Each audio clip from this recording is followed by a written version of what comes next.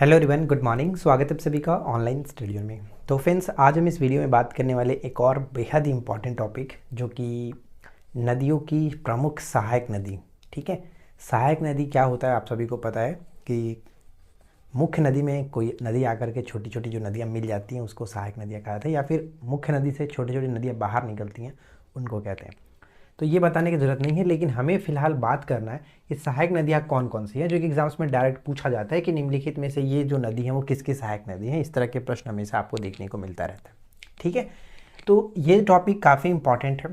फिलहाल आप यहाँ से देख करके रिविजन्स कर लीजिए, क्योंकि एग्ज़ाम्स है तो अब सबसे पहले रिविजन्स ज़रूरी है। तो चलिए शुरू करते हैं। देखिए, सबसे पहले मैंने इधर मोस्ट इंपॉर्टेंट पॉइंट्स को रखा है, जहाँ से हमेशा क्वेश्चंस पूछे जाते हैं, जो नदियों के बारे में हमेशा प्रश्न आता रहता है। ठीक है, उसके बाद यहाँ पे मैंने कुछ और जो चुनिंदा है जहाँ से रेयर केस में प्रश्न पूछते हैं वो मैंने रखा है। तो सबसे पहले इधर के हम चीज़ों को देखेंगे। देखिए, सबसे पहले हम कौन सी नदी को मैंने लिया, गोदावरी नदी। गोदावरी नदी, जहाँ तक जो भी इंपॉर्टेंट पॉइंट्स होंगे वो मैं आपको बताते चलूँगा।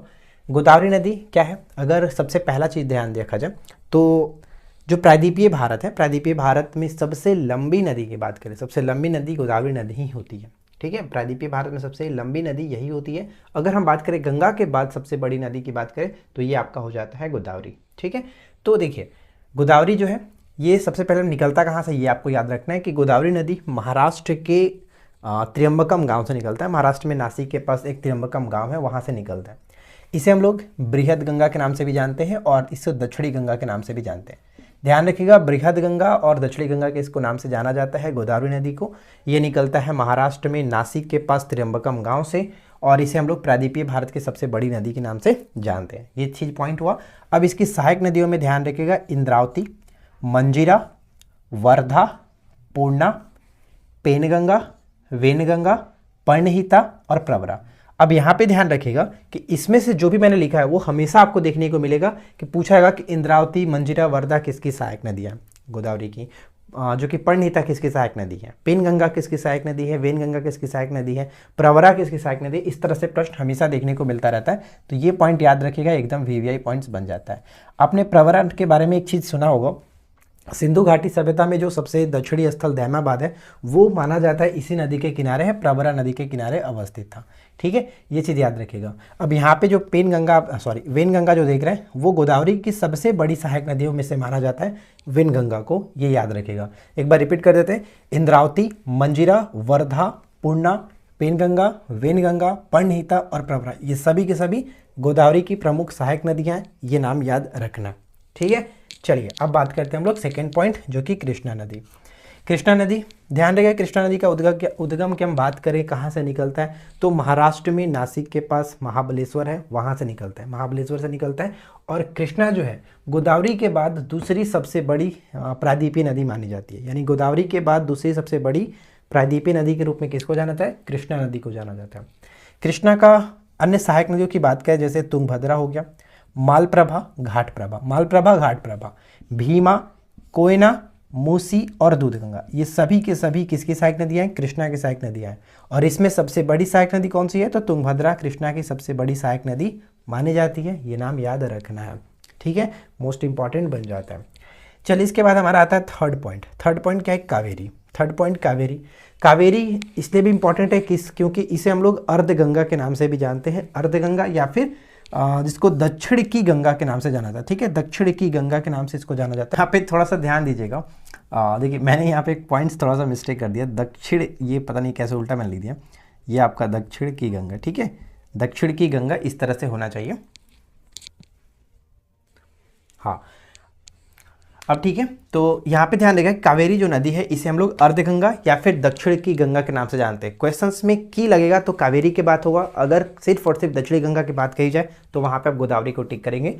कावेरी को हम लोग अर्धगंगा के नाम से जानते हैं, जबकि गोदावरी को बृहद गंगा के नाम से जाना जाता है। राइट, चलिए यहाँ तक तो क्लियर है। अब यहाँ पे ध्यान देगी कावेरी नदी का जो उद्गम होता है, मैंने आपको नहीं बताया, कावेरी नदी का उद्गम होता है कर्नाटक के जो कि कुर्ग जिले से, कर्नाटक के कुर्ग जिले में ब्रह्मगिरी की पहाड़ी है, वहाँ से निकलता है, ये नाम याद रखिएगा। और इसके सहायक नदियाँ में भवानी, अमरावती, हेमावती, सिमसा, तीर्था और अर्कावती। ठीक है, अर्कावती।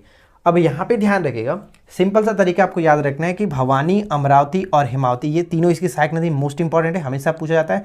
लेकिन सिमसा, तीर्था और अर्कावती जो है ये भी याद रख लीजिएगा। याद रखने का देखिए, एक अगर ध्यान से देखोगे ना तो सभी के सभी लड़की के नाम के आपको दिखेगा, भवानी, अमरावती, हेमावती, सिमसा, तीर्था, अर्कावती, यानी ये सभी के सभी लड़कियों के नाम ही आपको देखने को मिलेगा कावेरी में। खुद कावेरी एक लड़की का नाम की तरह लग रहा है, यानी इसकी सहायक नदियों में सभी के सभी लड़कियों के नाम आपको देखने को मिलेगा। ठीक है, भवानी, अमरावती, हेमावती, सिमसा, तीर्था और अर्कावती, ये हो गए। इसमें से 3 आपको किस तरह से याद रखिएगा। अब बात करते हैं हम लोग ब्रह्मपुत्र। तो ब्रह्मपुत्र जो है इसका उद्गम भारत में नहीं होता है, भारत से बाहर होता है, तिब्बत में। तिब्बत में एक मानसरोवर झील है, मानसरोवर झील के पास एक हिमनद होता है, इसका नाम है चेमयुंगडुंग। ठीक है, चेमयुंगडुंग, वहाँ के हिमनद से ये निकलता है।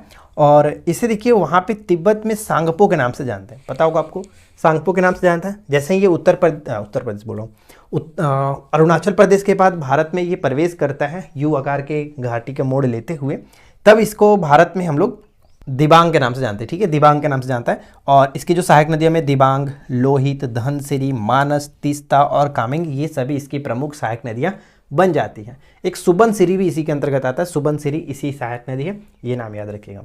अब यहाँ पे ध्यान रखिए कि भारत में ये अरुणाचल प्रदेश में प्रवेश करता है, और साथ ही साथ बांग्लादेश में इसको हम लोग जमुना के नाम से जानते हैं, यानी कि जो ब्रह्मपुत्र नदी है वो बांग्लादेश में जमुना के नाम से जानी जाती है। और गंगा और ब्रह्मपुत्र की जो संयुक्त धारा है, अगर वो बांग्लादेश में जब प्रवेश करती है उसे हम लोग मेघना के नाम से जानते हैं।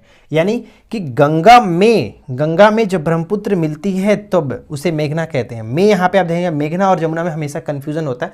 जैसे कि गंगा को तो बांग्लादेश में पद्मा के नाम से जाना जाता है, लेकिन ब्रह्मपुत्र को जमुना के नाम से जानते हैं। और दोनों की जब संयुक्त धारा होती है, यानी कि गंगा और ब्रह्मपुत्र की जब दोनों की संयुक्त धारा आपस में मिलती है, तब उसे बांग्लादेश में हम लोग मेघना कहते हैं। यानी कि में जब मिल जाता है तब उसे हम वहाँ पे मेघना कहते हैं। तो ये याद रखने में थोड़ा सा आपको मदद करेगा, ये ध्यान रखिएगा। तो इधर के सारे पॉइंट्स क्लियर हो गए। यहाँ पे तीनों पॉइंट्स जो है, जैसे कि गोदावरी, कृष्णा, कावेरी, ब्रह्मपुत्र, ये चारों याद रखिएगा, हमेशा इनसे प्रश्न पूछे जाते हैं।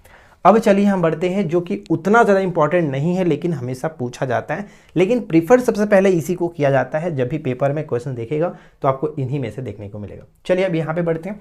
अब यहाँ पे क्या है कि गंगा की सहायक नदी आपको पता है, गंगा जो कि निकलती है गंगा आपको पता है कि गंगोत्री से निकलती है, और ये आगे की तरफ बढ़ते हुए जो इसकी सहायक नदियाँ हैं, गोमती हो गया, गोमती, घाघरा, गंडक, कोसी, यमुना, सोन और रामगंगा।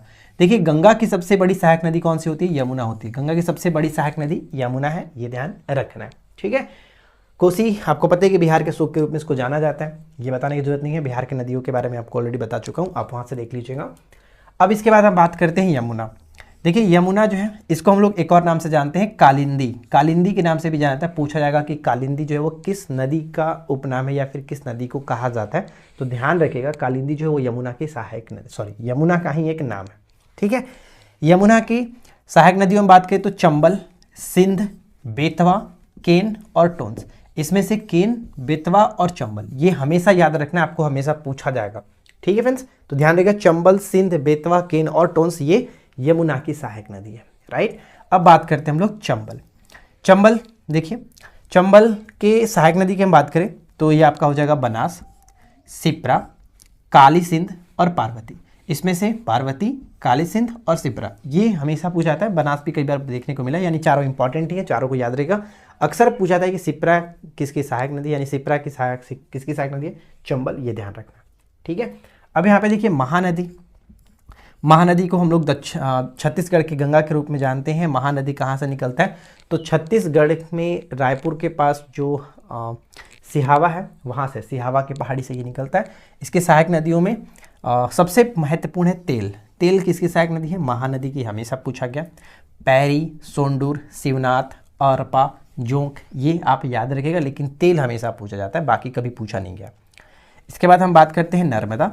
तो नर्मदा के अंतर्गत अगर हम बात करें, जैसे कि नर्मदा की सहायक नदी, नर्मदा निकलता कहाँ से? अमरकंटक से ये निकलता है, अमरकंटक से ये निकलता है, ध्यान रखिएगा। और इसकी सहायक नदियों में तवा, करजन और बरनार। इसमें से तवा हमेशा पूछा जाता है, तो तवा याद रखिए। नर्मदा की सहायक नदियों में तवा, करजन और बरनार। ठीक है, ये सब याद रखना है। अब हम बात करते हैं यहाँ पे ताप्ती कहाँ से निकलता है? तो ताप्ती जो है आपका याद रखिएगा कि मध्य प्रदेश में ये आपका मुल्ताई से निकलता है। मुल्ताई से, मध्य प्रदेश में मुल्ताई से निकलता है। मध्य प्रदेश में बैतूल जिले के मुल्ताई से निकलता है, याद रखना है। और इसकी जो प्रमुख सहायक नदियाँ हो गया वो आपका गिरना, बोरी और पंजरा, ठीक है, गिरना, बोरी और पंजरा। नर्मदा नदी पर ही कपिलधारा जलप्रपात, धुआंधार जलप्रपात ये स्थित है। ये हमेशा ही पूछा जाता है, इसको याद रख लीजिएगा। वैसे आपको नोट्स में मैं आपको सब चीज़ प्रोवाइड करा दूंगा। फिलहाल यहाँ पे हम सिर्फ और सिर्फ आपको सहायक नदी के बारे में बता रहे हैं, तो उसी को ध्यान रखिए, ठीक है। अब यहाँ पे आता है माही। माही जो है वो कहाँ से निकलता है? तो ये ध्यान रखिएगा कि विंध्याचल पर्वत से निकलता है, ठीक है, विंध्याचल पर्वत से निकलता है, विंध्याचल पर्वतमाला से ये निकलता है। और इसी नदी पर बजाज सागर बांध, जिसको बांसवाड़ा बांध के नाम से भी जानते हैं, और इसको एक और बांध इस पर स्थित है जिसको कदाड़ा बांध, कदाना या फिर कदाड़ा बांध के नाम से इसको जाना जाता है।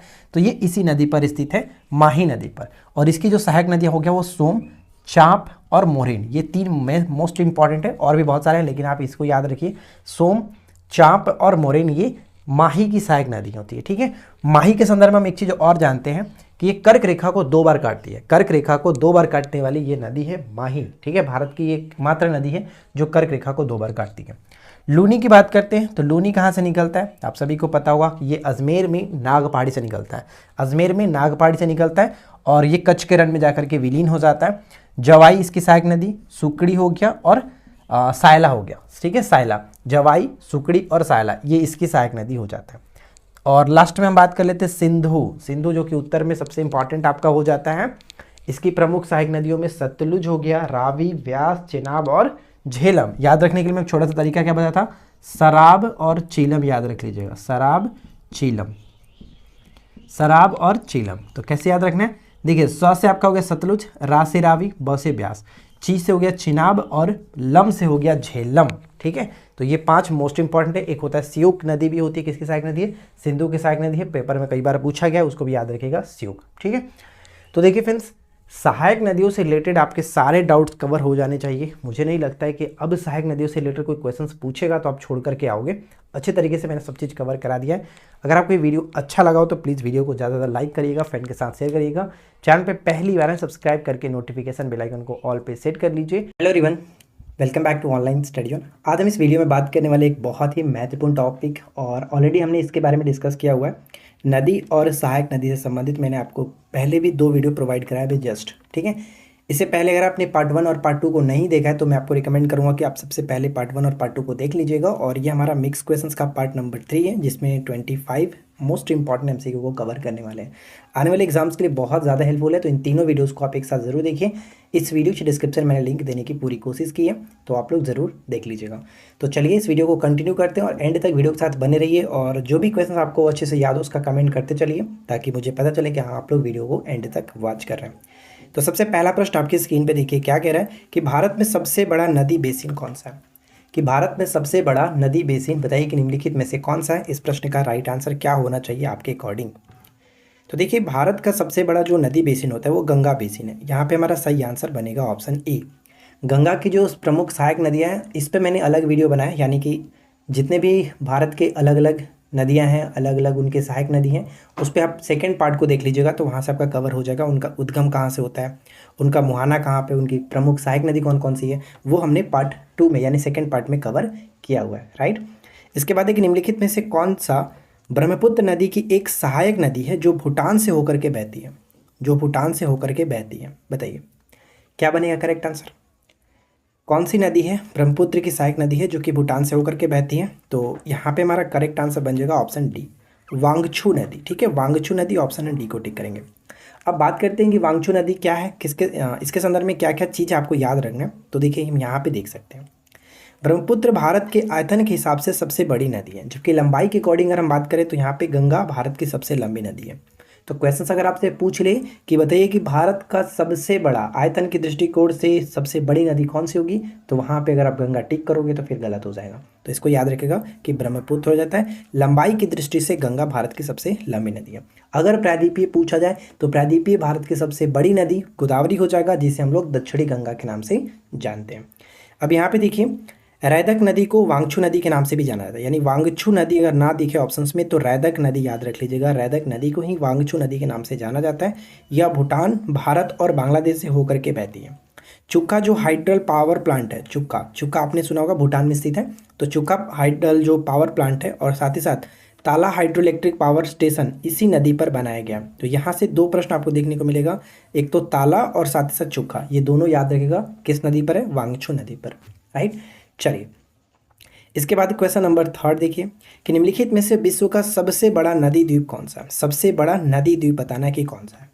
बहुत ही आसान सा क्वेश्चन, बहुत इंपॉर्टेंट क्वेश्चन है कि विश्व का सबसे बड़ा जो नदी द्वीप होता है वो है आपका माजुली, असम। ठीक है, माजुली का जो असम है, माजुली असम में माजुली द्वीप, ये सबसे बड़ा है। अब यहाँ पे देखिए 3 द्वीप नाम आपको देखने को मिल रहा होगा और ये तीनों द्वीप जो कि मिलान इसका सही है। तो यहाँ पे देखिए जो दीवार द्वीप लिखा है एक्चुअली वो दीवर होता है। ठीक है, दीवर द्वीप होता है। दीवर द्वीप गोवा में पड़ता है, इसको याद रहेगा, दीवर द्वीप गोवा में। यहाँ पे जो लिखा गया है क्वीबल द्वीप एक्चुअली ये होता है क्वीबिल। ठीक है, क्वीबिल होता है क्वीबिल, तो ये तमिलनाडु में है, ये बिल्कुल सही है। और मुनरो द्वीप का संबंध केरल में। ये तीनों के तीनों द्वीप बिल्कुल सही मिलान किया गया, इसको याद रख लीजिएगा। और विश्व का सबसे बड़ा जो नदी द्वीप हो गया आपका माजुली द्वीप, असम में। ठीक है, ब्रह्मपुत्र नदी के संदर्भ में है। अब यहाँ पे देखिए इसके संदर्भ में है कि गिनीज वर्ल्ड रिकॉर्ड्स ने असम के माजुली को दुनिया का सबसे बड़ा नदी द्वीप घोषित किया है। इसने दर्जा हासिल कराने के लिए ब्राज़ील में, यानी जो ब्राज़ील में मराजो को पछाड़ दिया था। ये ध्यान रखिएगा, यहाँ पे ब्राज़ील में जो मराजो को पछाड़ करके असम का जो माजुली द्वीप है वो दुनिया का सबसे बड़ा नदी द्वीप घोषित किया गया, इसको याद रखिएगा। सुंदर नदी द्वीप जो है वो ब्रह्मपुत्र नदी पर स्थित है। उमानंदा आपने कई बार सुना होगा, उमानंदा नदी द्वीप भी ब्रह्मपुत्र नदी पर ही स्थित है, तो ये भी इंपॉर्टेंट है। चलिए अब देखिए क्वेश्चन नंबर 4 कह रहा है कि ताप्ती नदी के बारे में निम्नलिखित में से कौन सा कथन सही है। तो ताप्ती नदी के संदर्भ में हमें देखना है, तो पहला पॉइंट से कि नदी मध्य प्रदेश, महाराष्ट्र और तमिलनाडु से होकर के बहती है। जब ताप्ती नदी की बात करें तो तमिलनाडु तो वैसे भी यहाँ पे कट जाएगा, तो ये पॉइंट आपका गलत हो गया, पहला ही पॉइंट गलत है। सेकेंड पॉइंट है कि यह नदी मध्य प्रदेश के बैतूल जिले के मुल्ताई से निकलती है, तो ये बिल्कुल सही है कि मध्य प्रदेश के मुल्ताई जिले से निकलती है, तो ये बिल्कुल हमारा सही बनता है। तो यहाँ पे करेक्ट आंसर केवल और केवल बी हो जाएगा, बी सही है। और ध्यान रहेगा जो ताप्ती नदी है वो क्या बनाती है, एक सेंचुरी का निर्माण करती है, यानी कि मुहाना बनाती है, जो कि जो हमारा बंगाल की खाड़ी में जो नदियाँ गिरती है वो वो डेल्टा का निर्माण करती है, जबकि ये अरब सागर में गिरती है, इस वजह से ये मुहाना का निर्माण करता है। तो यहाँ पे बी बिल्कुल सही होगा। यहाँ पे देख सकते हैं कि यह जो नदी है मध्य प्रदेश, महाराष्ट्र और गुजरात से होकर के बहती है, जो कि हमने ऊपर में क्वेश्चंस में तमिलनाडु मेंशन किया गया था, इसलिए ये गलत था। तो मध्य प्रदेश, महाराष्ट्र और गुजरात से होकर के बहती है। इस नदी पर उकाई बांध का निर्माण किया गया। उकाई जो बांध है वो इसी नदी पर बनाया गया। ताप्ती नदी को तापी नदी के नाम से भी जानते हैं, कहीं कहीं तापी लिखता है, कहीं कहीं ताप्ती लिखता है, तो कंफ्यूज नहीं होना। इस नदी का नाम देवी ताप्ती के नाम पर पड़ा था, इस वजह से इसको ताप्ती नदी के नाम से जाना जाता है।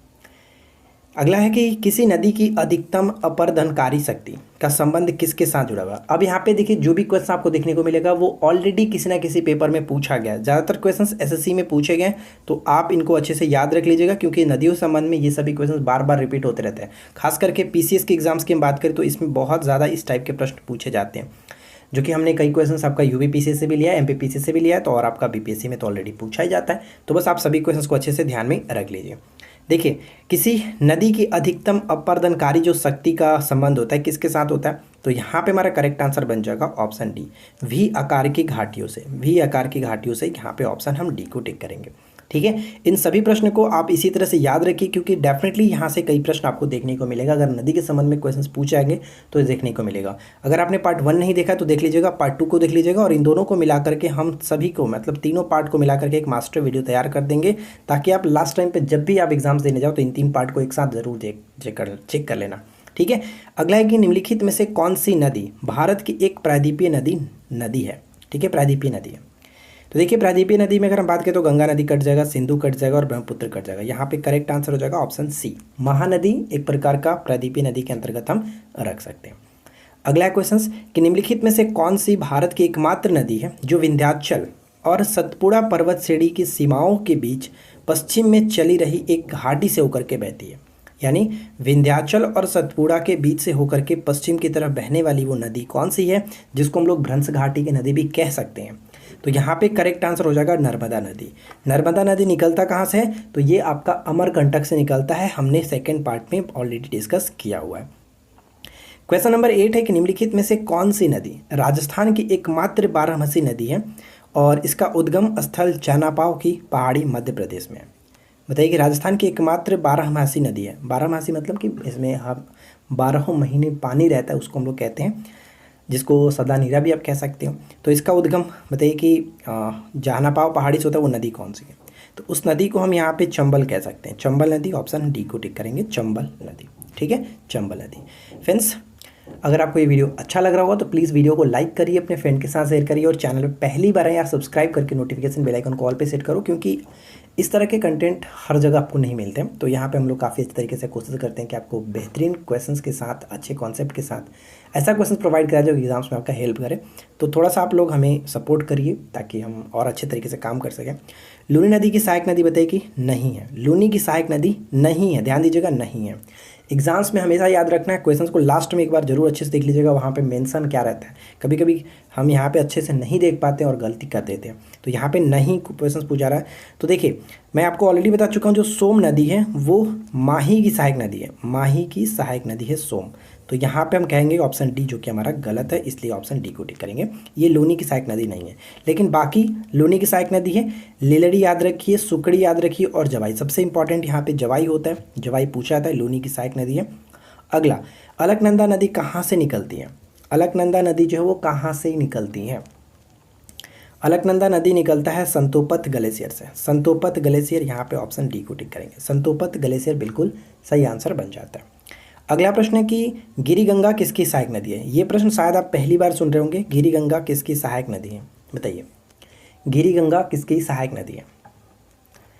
तो देखिए, गिरिगंगा एक्चुअली हिमाचल प्रदेश की नदी है और यहाँ पे सही इसका संबंध हो जाएगा यमुना का। ये एक मुहाना है जो कि गिरिगंगा, ऑप्शन ए को टिक करेंगे, यमुना का। ठीक है। अगला है कि जब नदी मैदानी क्षेत्र में प्रवेश करती है तो वह मोड़दार मार्ग पर बहने लगती है, जिन्हें हम लोग किस नाम से जानते हैं? जब नदी मैदानी क्षेत्र में प्रवेश करती है तो वह मुड़दार मार्ग पर बहने लगती है, इसको हम लोग किस नाम से जानते हैं? इसे हम लोग कहते हैं विसर्प। विसर्प कहते हैं, ऑप्शन डी हो जाएगा, विसर्प। ठीक है।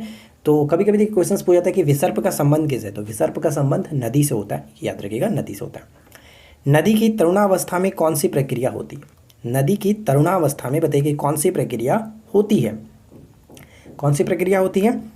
तो ऑप्शन हम किसे टिक करेंगे? बी यहाँ पे करेक्ट होगा। नदी का कायाकल्प करना। नदी का कायाकल्प करना तरुणावस्था में इस प्रक्रिया मतलब ये होती है, ऑप्शन बी। अगला है कि तरुणावस्था में नदी अपर्दन का विशिष्ट लक्षण निम्नलिखित में से कौन सा है?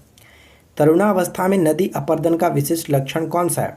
विशिष्ट लक्षण कौन सा है? तो यहाँ पे कहेंगे जो कि गार्ज। ठीक है, गार्ज, जिसको महाखड्डू कहा जाता है, महाखड्डू, और ये इसको गार्ज कहते हैं। तो ज़्यादातर आपको ऑप्शंस में गार्ज ही देखने को मिलता है, तो इसको याद रखिएगा, गार्ज। अगला है कि निम्नलिखित में से किस गंगा नदी की सबसे बड़ी सहायक नदी को कालीदंजा अथवा कालिंदी कहा जाता है? कालीदंजा या अथवा कालिंदी कहा जाता है। तो हम इसके पहले वीडियो में बात किए कि कालिंदी किसकी सहायक नदी है। तो कालिंदी जो है वो यमुना की सहायक नदी है, यानी यमुना को ही कहा जाता है। यमुना का अन्य नाम कह सकते हैं कालिंदी। तो राइट आंसर ऑप्शन ए हो जाएगा। ठीक है, ए। अगला है कि बाढ़ के दौरान नदी चैनल के किनारे के साथ बने चौड़े और निचले किनारबंदी को क्या कहते हैं? किनारबंदी को क्या कहते हैं? ध्यान से पढ़िए कि बाढ़ के दौरान नदी चैनल के किनारों के साथ बने चौड़े और नीचे किनारेबंदी को हम लोग क्या कहते हैं? इसे किस नाम से जानते हैं? ये सभी प्रश्न ऑलरेडी एसएससी में पूछे गए हैं और कुछ यूपीपीसीएस में पूछे गए, तो मैं आपके सामने रख रहा हूँ, आप इनको अच्छे से ध्यान में रखिए। सही आंसर हो जाएगा तटबंध। ठीक है, तटबंध कहते हैं। आप वैसे भी गेस कर चुके होंगे, तटबंध, ऑप्शन बी। अगला है कि वलयाकार रूप में नदियाँ किस दिशा में बहती हैं? वलयाकार रूप में नदियाँ जो है वो किस दिशा में बहती हैं? क्या बनेगा राइट आंसर? वलयाकार रूप में नदियाँ जो किस दिशा में बहती है? तो राइट आंसर यहाँ पे हमारा बन जाएगा ऑप्शन सी, वलय के समान। ठीक है, वलय के समान, ऑप्शन सी, वलय के समान, ऑप्शन सी। अगला प्रश्न, किसी नदी घाटी के चौड़ा होने का कारण क्या? तो किसी नदी घाटी का चौड़ा होने का कारण क्या? अगर मान लीजिए कि ये नदी है, सिंपल सी भाषा में आप समझ सकते हैं, इसमें मुझे बताने की जरूरत नहीं है वैसे। तो मान लीजिए कि ये नदी आपका बह रहा है और इसके जो किनारा आप कुछ इस तरह से। तो अगर जब नदियों में तेज़ इसमें धार रहता है, तेज़ प्रवाह से जब ये बहता है तो किनारे की मिट्टियों का कटाव होता है। जब किनारे की मिट्टी कटती है तो क्या होता है, अपरदन, मतलब कह सकते हैं ना कि अपरदन हो रहा है, तो भूक्षरण जिसको कहते हैं, तो भूक्षरण, तो ये आपका कटते हुए इस साइज इसका बड़ा होता जाता है, तो ये आपका पूरा नदी बनते जाता है, तो यहाँ पे भूक्षरण होता है, इसलिए ऑप्शन हम बी को टिक करेंगे। ठीक है, बी बिल्कुल सही होगा। अगला है कि एक विस्तृत धारा जहाँ नदी एवं समुद्र के जल एक दूसरे के साथ घुल मिल जाते हैं, इसको क्या कहते हैं? एक विस्तृत धारा जहाँ नदी एवं समुद्र के जल एक दूसरे से मिल घुल जाते हैं, उसे हम लोग किस नाम से जानते हैं? इसका उदाहरण के रूप में हम ले सकते हैं, एक तो आपका हो गया पहला नर्मदा और दूसरा हो गया आपका ताप्ती नदी, ये दो आप एग्जाम्पल के रूप में ले सकते हो। इसका सही आंसर आपका बन जाएगा मुहाना। मुहाना ऑप्शन ए, जिसको हम लोग एसेंचुरी भी कह सकते हैं, ऑप्शन ए। ठीक है, अगला प्रश्न, भारत के उत्तरी मैदान 3 प्रमुख नदी प्रणालियों से बने हुए हैं, सिंधु, गंगा और क्या? भारत के उत्तरी जो मैदान है वो 3 प्रमुख नदी प्रणालियों से बने हुए, जैसा कि हम जानते हैं, ऊपर में सिंधु नदी है, गंगा नदी है और साथ ही साथ ब्रह्मपुत्र नदी है, तो ये याद रखना है, ऑप्शन ए हो जाएगा ब्रह्मपुत्र नदी। अगला देखिए, ब्रह्मपुत्र नदी निम्नलिखित में से किस हिमनद से निकलती है? ब्रह्मपुत्र नदी जो निम्नलिखित में से किस हिमनद से निकलती है, गेस करिए क्या होगा करेक्ट आंसर। तो यहाँ पे करेक्ट हो जाएगा ऑप्शन डी, चेमा युंगडुंग। चेमा युंगडुंग नदी ग्लेशियर से निकलता है, हिमनद से निकलता है, ऑप्शन डी को टिक करेंगे। इसके बाद अगला है कि किस नदी पर नर नारायण सेतु बनाया गया? नर नारायण सेतु जो वो किस नदी पर निर्माण किया गया? तो नर नारायण सेतु का संबंध हो जाएगा ब्रह्मपुत्र नदी पर ही, ऑप्शन बी हो जाएगा ब्रह्मपुत्र नदी पर बी। ठीक है, अगला है कि कपिली जिसकी सहायक नदी है वह कौन है? कपिली किसकी सहायक नदी है? ये सभी पीडीएफ हम आपको अपने एप्लीकेशंस पे डाल देंगे, तो आप वहाँ से जा करके एप्लीकेशन से पीडीएफ को डाउनलोड कर पाएंगे। तो कपिली जिसकी सहायक नदी है हम क्या कह सकते हैं? तो राइट आंसर हो जाएगा ब्रह्मपुत्र की। ब्रह्मपुत्र की सहायक नदियों में कपिली को भी आप याद रखिएगा। इससे पहले मैंने आपको बताया सुबनसिरी, मानस, तीस्ता, ये सभी इंपॉर्टेंट है, लेकिन आप कपिली को भी याद रखेंगे। अगला है कि तिब्बत में मानसरोवर झील के पास नदी का स्रोत क्या? तिब्बत में मानसरोवर झील के पास, तिब्बत में मानसरोवर झील के पास नदी का स्रोत बताइए कौन सा है, किस नदी का स्रोत है? तो सतलज का भी है, ब्रह्मपुत्र का भी है और सिंधु का भी है। तो यहाँ पे हम ऑप्शन डी को टिक करेंगे, उपरोक्त सभी, उपरोक्त सभी, ऑप्शन डी। अगला है कि मेघना निम्नलिखित में से किन 2 नदियों की सम्मिलित धारा है? देखिए ये कभी कभी कंफ्यूज कर देता है कि मेघना किसको कहते हैं, पद्मा किसको कहते हैं, तो ये चीज़ आपको याद रखना है। जो मेघना याद रखने में सिंपल सा तरीका ये हुआ, देखिए में मतलब में, जब गंगा में ब्रह्मपुत्र की धारा, जब गंगा में ब्रह्मपुत्र की धारा मिलती है तब इसे बांग्लादेश में मेघना कहा जाता है। ठीक है, ब्रह्मपुत्र की जब धारा इसमें मिलती है तो गंगा में ब्रह्मपुत्र की धारा मिलती है तब इसको मेघना कहते हैं। में हो जा रहा है ना, बीच में में आ जा रहा है, तो इसको हम लोग कहते हैं, तो इन दोनों की संयुक्त धारा को कहते हैं। तो राइट आंसर क्या हो जाएगा, ऑप्शन डी। ठीक है, अगला प्रश्न है, अगला है कि गंगा नदी की एकमात्र सहायक नदी जिसका उद्गम मैदान क्षेत्र में होता है। देखिए ये प्रश्न मैंने आपको पार्ट 1 जब इसका कराया था तो उसमें थोड़ा सा मिस्टेक हमसे हो गया था और मैंने इसका राइट आंसर आपको ए बता दिया था, लेकिन एक्चुअली वहाँ पे हमसे मिस्टेक हुआ था। सही आंसर गोमती होगा, मैदानी क्षेत्र से निकलती है, सही आंसर गोमती नदी होगा, इसको याद रखिएगा। थोड़ा सा वहाँ पर मैंने मिस्टेक किया था, उसके लिए माफ़ी चाहूँगा। तो सही आंसर हो जाएगा ऑप्शन सी। काफ़ी लोगों ने कमेंट भी किया था, तो बहुत अच्छी बात है। इस तरह से कोई भी अगर मिस्टेक होता है तो आप लोग कमेंट कर दिया करें ताकि मुझे पता चले और बाकी लोगों को भी हम लोग अवेयर कर सकें कि हाँ ये चीज़ गलती था। तो इसके बाद देखिए लास्ट क्वेश्चन है जो कि इस वीडियो का आखिरी प्रश्न है, ताप्ती नदी का उद्गम और अंत कहाँ पर होता है? ये क्वेश्चंस मैं नहीं बताने वाला हूँ क्योंकि ऑलरेडी हमने इसके बारे में डिस्कस कर चुका है। तो क्वेश्चन नंबर 27 का राइट आंसर आप नीचे कमेंट करके बताइए कि सही आंसर इसका क्या होगा। ठीक है, अगर आपको ये वीडियो पसंद आया हो तो प्लीज़ इस वीडियो को ज़्यादा लाइक करिए, अपने फ्रेंड के साथ शेयर करिए और चैनल पे पहली बार आए तो यार सब्सक्राइब करके नोटिफिकेशन बेल आइकन को ऑल पे सेट कर लीजिएगा। और अगर किसी को पेड कोर्स ज्वाइन करना है तो आप हमारे एप्लीकेशंस पे जा सकते हैं, इस वीडियो के डिस्क्रिप्शन में हमने एप्लीकेशंस की लिंक दे रखी है। तो बस आज के इस वीडियो में इतना ही, उम्मीद करते हैं वीडियो आपके लिए हेल्पफुल रही होगी। मिलते हैं हम लोग नेक्स्ट क्लास में। Thanks for watching, keep learning, have a good day.